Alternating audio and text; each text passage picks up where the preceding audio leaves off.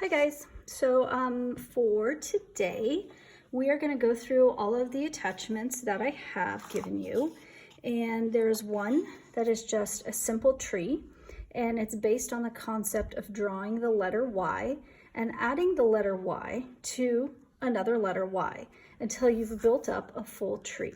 We're going to go over that one. The second attachment is another challenge one where you can expand that by drawing two lines to make a thicker trunk, and then drawing lines so that your Ys are more three-dimensional and have two sides. And then you're going to be drawing kind of like a cotton ball cloud shape for a canopy and attaching those so that this tree looks more like a full tree in the summer with full leaves on it. And then for a super challenge, there is this Klimt's Tree of Life. So this one, just have fun with.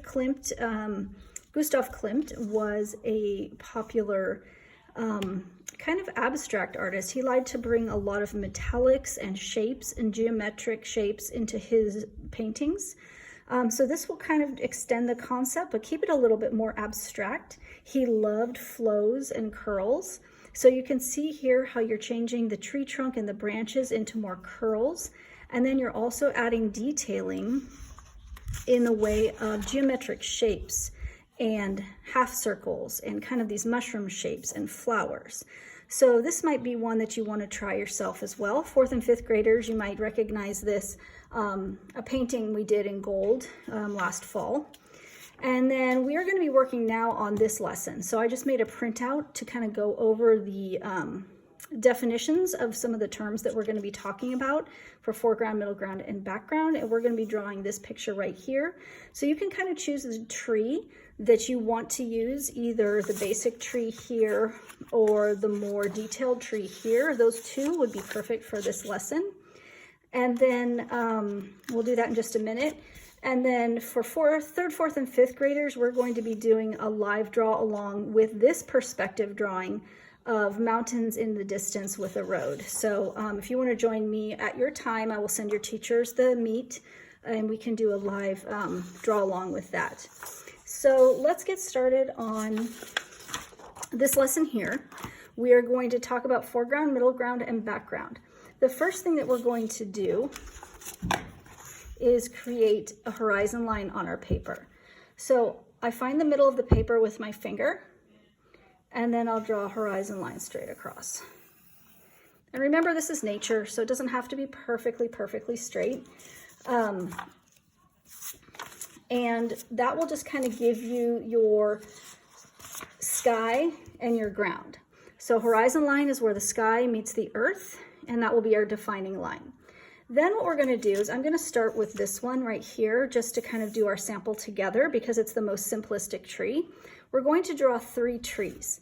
And what this one is we're going to be drawing one in the foreground, one in the middle ground, and one in the background. So the one in the foreground will be the closest one to you. You are going to draw a large tree branch that will come all the way down to the bottom of the paper. And this will attach into the ground here. Now, obviously it's going to go across your horizon line, so we're going to need to erase this because we obviously cannot see through a horizon line here. And then we can also start making some Y branches out here like this. And notice I'm going all the way off the paper. If you're going to be adding detailing and leaves, which you can go back and add later, you're going to want to draw and erase kind of the lines where these connect. So that's going to be your first tree, and it's very low on the paper because it's on the foreground, and it's also the biggest because it's closest to you. Then in the middle ground, let's move all the way over to the side. We're going to need to draw one in the middle of our ground space. So this one is going to anchor in the middle. And it's in the middle of our space. We need to make sure we erase this line because obviously the tree cannot be seen through. And then we're going to draw our branches coming off this way. Remember, a series of Ys. Okay, so foreground, middle ground. Now our background tree is going to be right in the middle. It's going to be the highest on the paper. It's going to be closest to the horizon line, and it's going to be drawn the smallest. So large, medium, small as you go into the distance. So this one is going to anchor closest to the horizon line. I'm also drawing it a little bit thinner because it's further away from where we are.